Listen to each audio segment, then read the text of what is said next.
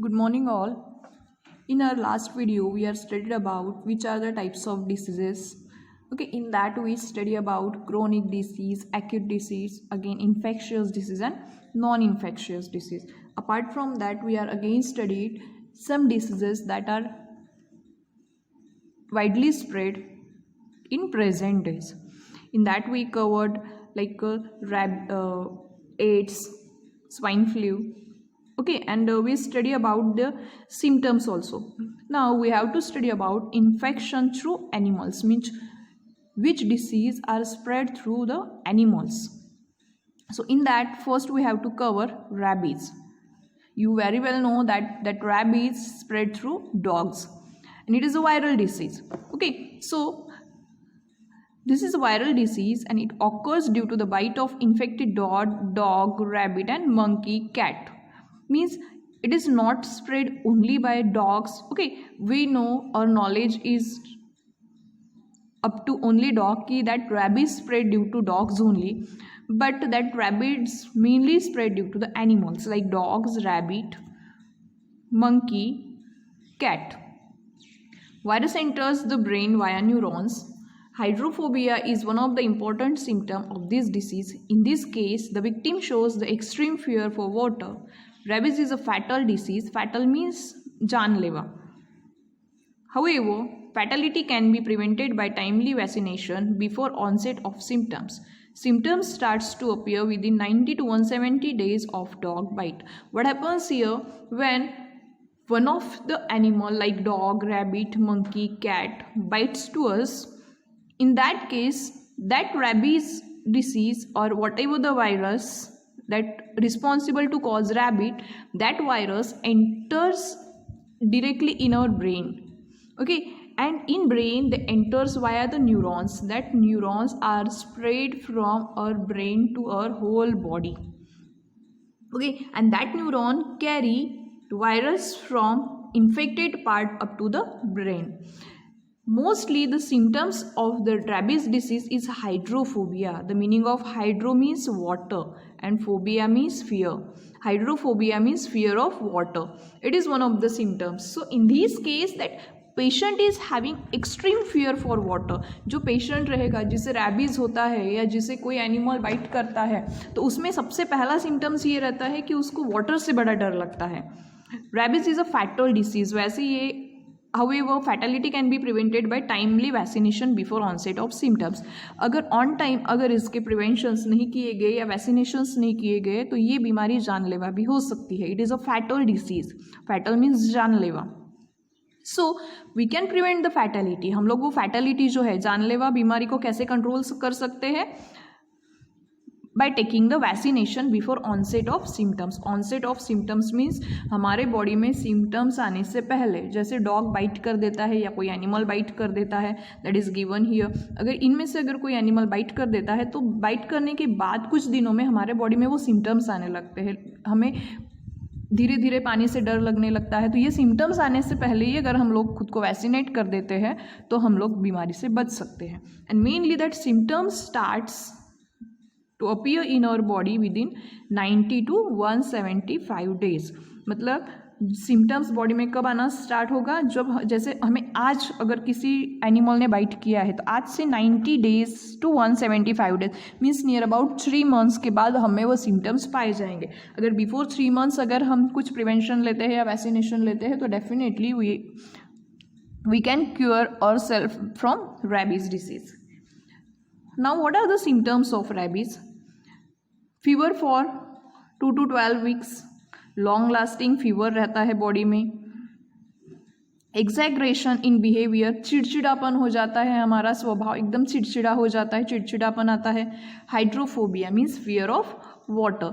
All these are the symptoms of rabies. It's non infectious disease. We are already studied about infectious disease. In that we see the disease like tuberculosis, cholera, jaundice, flu. Okay, all these are the infectious disease, and infectious disease can spread through air, water or soil. So now we have to study about non-infectious disease, means that disease do not occur through the infection and body contact are called non-infectious diseases. ये diseases ऐसे होते हैं कि जो किसी चीज़ के infection से नहीं होंगे हमें, ये ना तो किसी के अगर बॉडी कांटेक्ट में हम आ जाते हैं, जैसे कि इन्फेक्शियस डिसीज जो स्वेट से स्प्रेड होता था, पसीने से भी वो स्प्रेड हो सकता था from one person to another, वैसे ये नॉन इन्फेक्शियस डिसीज़ में नहीं होता. तो ये नॉन इन्फेक्शियस डिसीज़ में ईजिली इन्फेक्शन स्प्रेड नहीं होता है. ओके और अगर हम कोई इन्फेक्टेड या पेशेंट के कॉन्टैक्ट में भी आते हैं फिर भी हमें वो इन्फेक्शन नहीं होता है. Such disease arise in human body itself due to certain reasons. Okay, the reasons behind that particular disease are different. So let's see what are the diseases that covers in non-infectious disease. In that first we have to study about cancer. You very well know about cancer. What is cancer? In cancer there is the uncontrolled and abnormal cell growth occurs. Okay, so what is a cancer? Cancer जैसे हमें अगर जितना पता है उसमें cancer means क्या रहता है, जैसे बॉडी में कोई ट्यूमर फॉर्म हो जाता है. अब वो ट्यूमर कैसे फॉर्म हुआ, तो ट्यूमर मीन्स जैसे हमारी नॉर्मल बॉडी है, नॉर्मल शेप है, उसमें कोई एक्सटेंडेड पोर्शन आ जाता है ट्यूमर जैसा, मतलब पर्टिकुलर सेल की बहुत ज़्यादा ग्रोथ हुई है, एबनॉर्मल और अनकंट्रोल ग्रोथ हुई है, तब वो केस में हम कहेंगे that is a cancer. A group or lump of the cancerous cell or that cell is known as the malignant cell or that tumor is known as the malignant tumor. जब वो uncontrol growth होती है तो उसका एक lump बन जाता है. लंप मीन्स एक सर्कुलर पोर्शन बॉडी के बाहर आ जाता है. वो तो group or lump of cancerous cell जो रहते हैं, जैसे हमारे बॉडी में cancer it is the viral disease. ठीक है, तो ये वायरस एंटर करने के बाद बॉडी में जो अनकंट्रोल सेल की ग्रोथ होती है, वो सेल्स जो रहते हैं वो कैंसरस सेल्स रहते हैं, और वो जो ट्यूमर फॉर्म करते हैं that tumour is called malignant tumour. Cancer can occurs in various organs like cancer, you know there are the different types of cancer: liver cancer, blood cancer, lung cancer, bone cancer, okay, mouth cancer also, breast cancer, uterus cancer. So these are the different types of cancer that nowadays we can observe in people, that lung cancer, mouth, tongue, stomach, breast, uterus, skin, and the tissue like a blood cancer also. What are the reasons of causing a cancer? Cancer कैसे होता है, क्या regions है उसके पीछे, क्यों वो हमारे बॉडी में होता है? So the reasons are consumption of tobacco means तंबाकू, कंजम्पशन मीन्स लेना या खाना.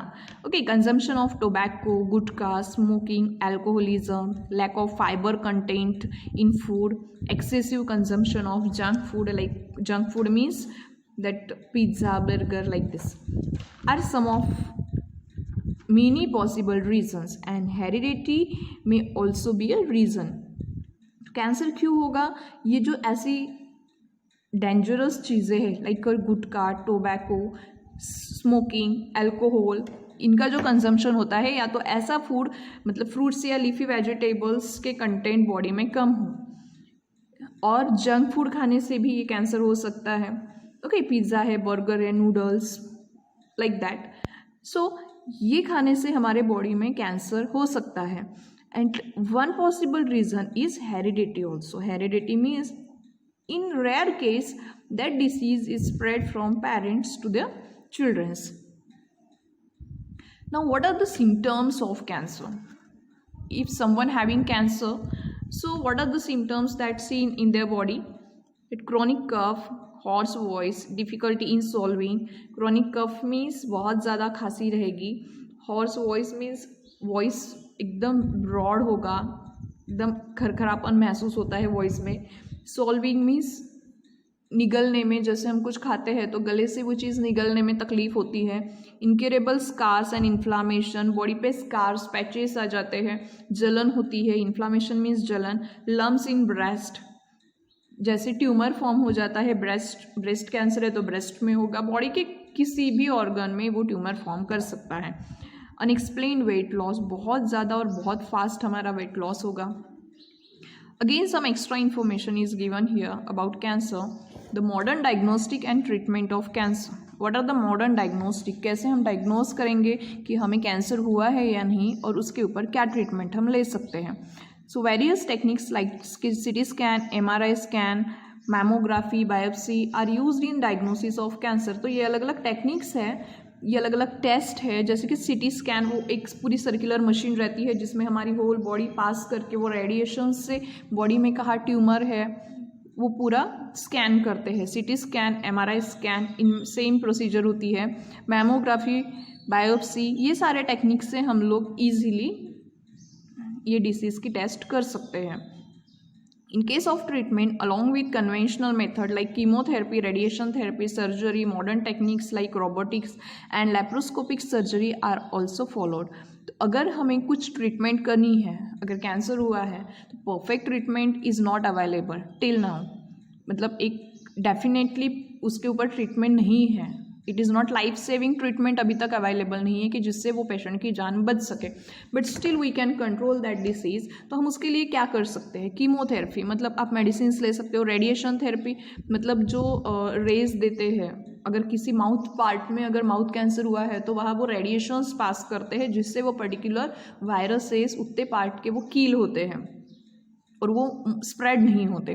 सर्जरी भी है. सर्जरी मीन्स पर्टिकुलर अगर पार्ट में, जैसे कि लंग्स में या तो फिर तुम्हारे लीवर में अगर ट्यूमर है तो उसको हम सर्जरी से कटिंग पोर्शन कट करके उसको निकाल सकते हैं. Modern techniques like robotics, laparoscopic, ये भी और नए नए टेक्निक्स है जिससे हम विदाउट कटिंग पोर्शन, जैसे फाइन नीडल वगैरह डाल के वो पोर्शन से लिक्विड निकाल के या उसको कट करके उसकी हम ट्रीटमेंट, सर्जरी, ये एक सर्जरी का ही पैटर्न है जिससे हम लोग वो ट्रीट कर सकते हैं. This portion is omitted from your syllabus, but still you have to study this. Always remember, controlled diet helps to prevent some types of cancers. Physical exercise along with modern treatment is more beneficial to cure cancer. Avoid addictions like tobacco chewing, smoking, etc. In this part, we are studied about what are the diagnostic methods and what are the treatment available on cancer. Radiation therapy, chemotherapy, ये सारी techniques हमने देखी. But उसके साथ हमें खुद से क्या करना होगा? You have to do regular exercise, okay, healthy food. Modern techniques तो आप अप्लाई कर ही रहे हो, जैसे कि कीमोथेरेपी है, रेडियोथेरेपी है. And again you have to avoid your addictions like tobacco chewing, smoking, alcoholism, okay, all that thing you have to avoid or you have to stop. Next disease is given in non-infectious diseases, that is the diabetes. Okay, what is diabetes?